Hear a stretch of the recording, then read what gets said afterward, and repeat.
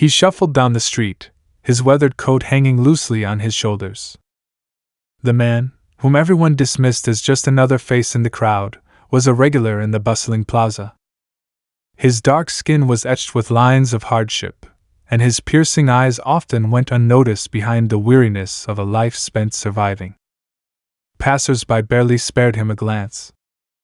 To them, he was invisible or worse, a joke. It started on a cold Tuesday afternoon when he took a seat on the edge of a bustling CAF patio. The regular patrons exchanged glances, some rolling their eyes as he settled in with a cup of cheap coffee. A group of well-dressed young professionals at a nearby table couldn't resist muttering loud enough for him to hear. Another one just loitering around, one sneered, her laughter sharp and dismissive.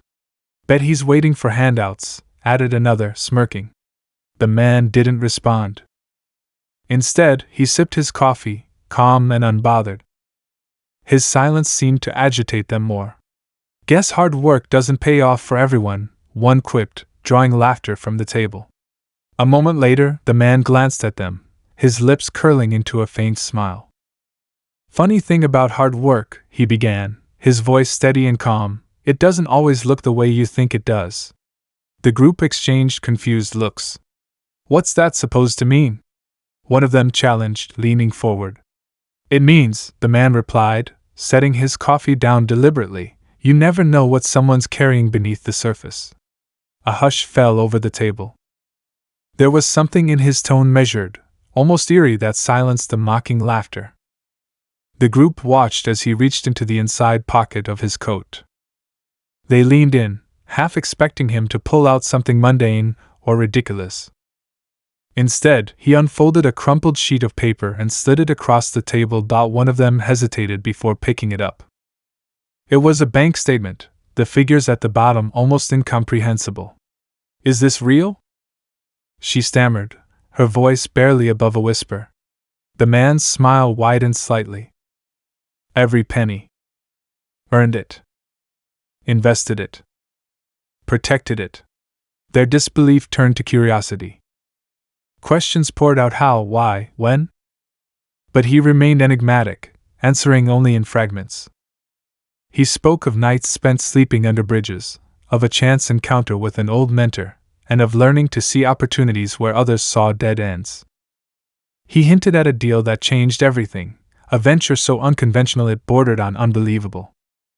Yet, he offered no concrete details, leaving them hungry for more. As the conversation deepened, the group's initial mockery turned into awe. Still, one of them couldn't shake his skepticism. "If you're so rich, why do you live like this? Why not flaunt it?" The man's expression hardened. "Because money isn't the secret," he said, his voice low and deliberate. "It's what you do with it. It's the plans you build in the shadows, the moves no one sees coming."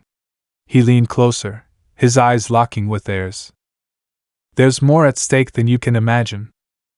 You think wealth is about cars and mansions? It's about power, real power, and knowing when to reveal it." Just then, a sleek black car pulled up to the curb. A driver in a crisp suit stepped out and opened the door.